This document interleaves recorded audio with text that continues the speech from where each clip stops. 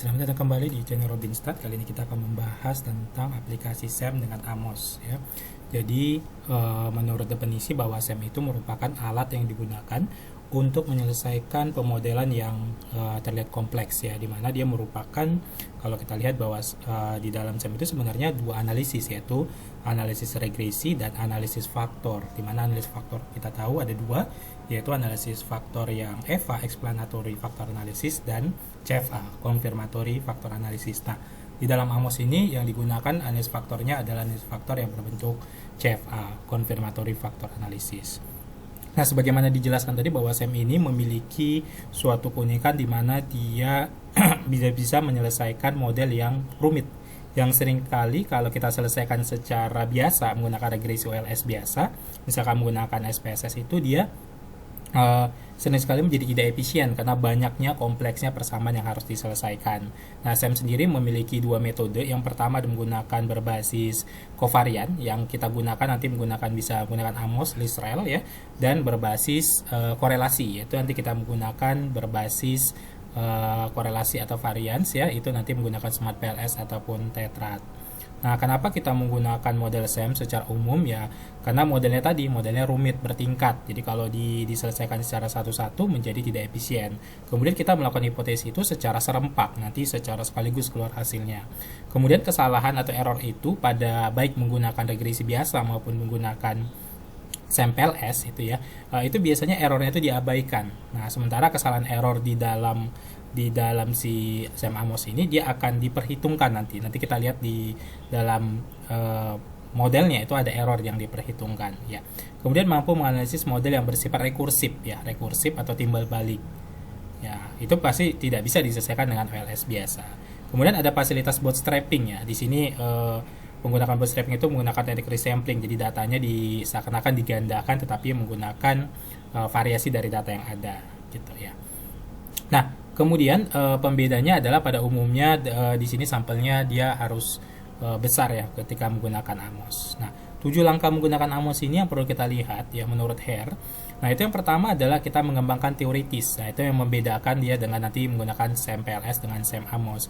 Kalau dia SEM PLS itu lebih cenderung bersifat eksploratif, sedangkan kalau di SEM Amos ini lebih bersifat dia konfirmatori gitu ya, mengembangkan teoritis, dikonfirmasi, kemudian setelah itu kita kembangkan diagram alurnya, hubungannya, kemudian kita konversi dari diagram tadi itu ke model pengukuran ya, ke model struktural dan pengukuran.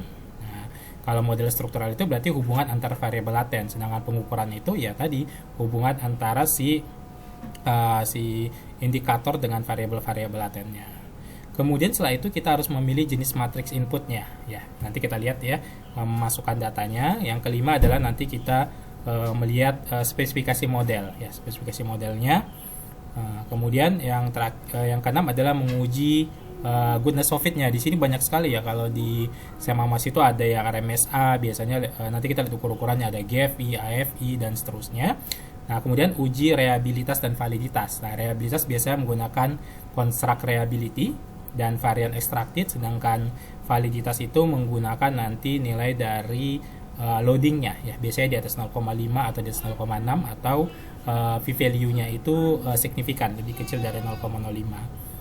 Kemudian biasanya asumsi-asumsi dalam SEM ya, tapi ini jarang memang dilakukan ya.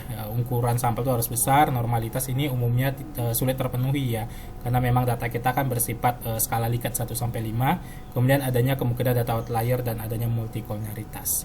Langkah ketujuh baru kita interpretasi model. Nah, evaluasi di dalam asumsi SEM, nanti kalau datanya misalkan tidak normal, bisa saja kita keluarkan data-data yang nilai dari z-score-nya atau nilai dari kritisnya itu plus minus 2,5, artinya di atas 2,5 atau di bawah minus 2,5 ya, seperti itu.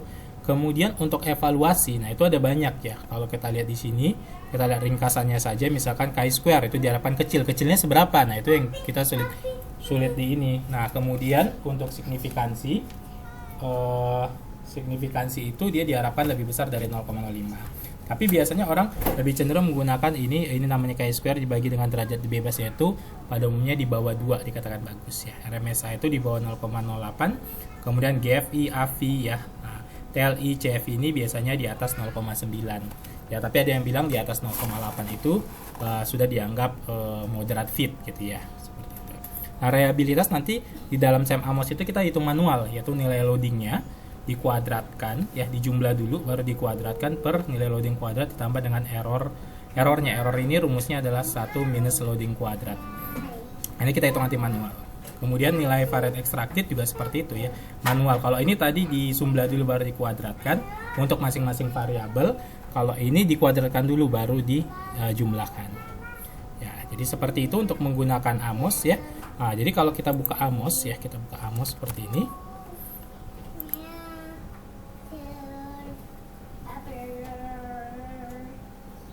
Kita tunggu dia AMOS ya. Nah, misalkan kita punya pemodelan ya seperti ini. Nah, datanya kita pertama itu harus ngambil data dulu. Nah, misalkan data apa yang mau kita ambil? Misalkan untuk model dari mediasi misalnya. Nah, nanti data itu akan muncul di sini list variabelnya. Nah, seperti itu ya. Nah, kemudian di sini ada beberapa ini ya. Kalau ini namanya draw observe. Ini namanya observe yang nilainya ada, sedangkan ini variabel laten. Tapi kalau kita mau menggambar pakai yang ini saja, yang sudah ada langsung si variabel observe-nya dan non observe-nya. Jadi kita klik di sini. Nah, misalkan kita punya kompensasi ada 4, nah kita klik 4 kali. Nanti kita masukkan ke sini gitu ya. Nah, 3, 4. Barulah kita kasih nama. Misalkan kita kasih nama kompensasi. Kompensasi. Nah, seperti itu ya. Kemudian di sini ada beberapa tools ya. Nah, ini nanti menghubungkan hubungan pengaruh ya, sedangkan ini korelasi. Nah, ini nanti error untuk pemodelan. Ini yang saya katakan tadi bahwa ini ada error untuk setiap si CFA tadi. Nah, kemudian untuk memindah-mindahkannya, kalau kita memindahkan seperti ini namanya memindahkan move. Nah, ini dia akan memindahkan itu tidak sekaligus, cuma satu saja yang dia pindahkan. Bisa kita pindahkan itu dengan cara dia dan balon ini. Nah, dia biar serentak seperti itu. Oke, kemudian kita misalkan bentuk lagi variabel lain ya, misalkan si motivasi. Kita tambahkan motivasi. Nah, 3 ya, 4 motivasi. Nah, kita tambahkan di sini. Oke, 3, 4 gitu ya. Nah, ini kalau kita mau tukar-tukar ini, muter-muternya pakai yang ini. Rotate. Nah, gini misalkan. Nah, ini kita kasih nama misalkan tadi ini klik sini objek si motivasi. Oke. Nah, kemudian kalau kita mau lihat hubungannya seperti ini. Nah, ini hubungannya, pengaruhnya ya. Nah, setiap ada seperti ini, ada garis seperti ini, lihat ini selalu ada errornya. Itu yang kita tambahkan errornya di sini. Nah, error di dalam model. Kemudian kita menamakan yang error-error ini. Kita bisa manual satu-satu ya. Kita klik-klik di sini. Nah, namanya apa? Tapi bisa secara sekaligus. Tinggal di sini plugin, langsung kita pilih nanti dia yang name unobserved. Nah, keluar dia. Ya. Kemudian kita bisa menentukan output saja apa saja yang kita berikan. Nah, di sini analyze property. Nah, di sini biasanya orang suka itu standardize, ini untuk lihat validitas, modification index ini untuk nanti untuk modelnya biar fit ya. Kemudian nanti test normality ya, dan direct indirect effect kalau dia nanti menggunakan uji model mediasi gitu ya. Nah, ini tadi tekniknya kalau mau pakai bootstrap. Ya, kemudian kalau mau estimationnya bisa pakai maximum likelihood atau lainnya, GLS dan lainnya. Nah, untuk merannya tinggal klik di sini. Nah, ini ngerannya. Sebelumnya kalau kita mau menampilkan, misalkan ini kita bisa kasih title, judul ya. Judulnya apa? Misalkan ini merupakan uji model regresi biasa ya, regresi biasa. Kemudian apa saja yang mau kita tampilkan? Graph-nya itu bisa kita tampilkan seperti ini. Ini kita copy ya. Kita copy seperti ini. Nah, kita tampilkan. Nah, nanti dia akan tampil. Nah, yang di sini ya, ini kita pindahkan dulu, bisa kita pindah-pindahkan gitu ya. Nah, seperti itu. Nah, run-nya tinggal klik di sini aja, calculate run. Nah, ini misalkan latihan gitu, kita kasih nama latihan. Ya.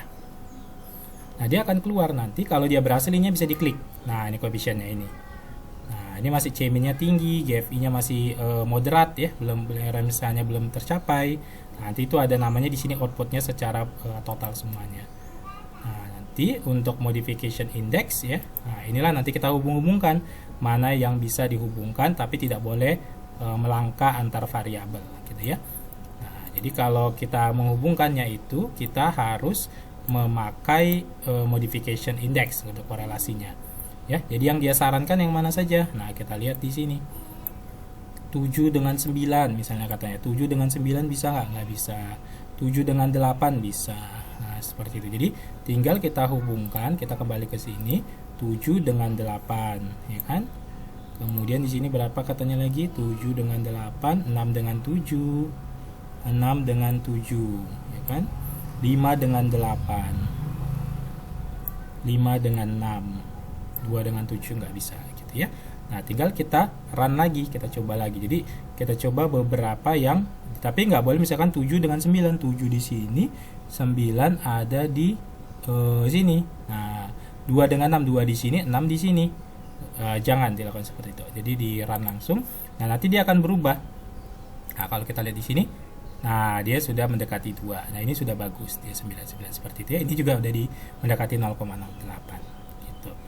Nanti kalau melihat dia secara totalnya apakah pengaruh, ya bisa kita lihat di estimationnya ini di scalar ya, lihat standardize. Nah, ini lihat nih, dia pengaruh signifikan, kemudian ini secara validitasnya. Nah, ini nanti nilai yang dibilang loadingnya. Nah, ini loadingnya di atas 0,5 semua, jadi dia sudah valid ya, sudah valid seperti itu. Nah, reliable-nya nanti ya ini dimasukkan ke rumus manual ya. Nah, demikian untuk pengenalan dari Amos. Sampai ketemu di video-video berikutnya. Semoga bermanfaat. Terima kasih.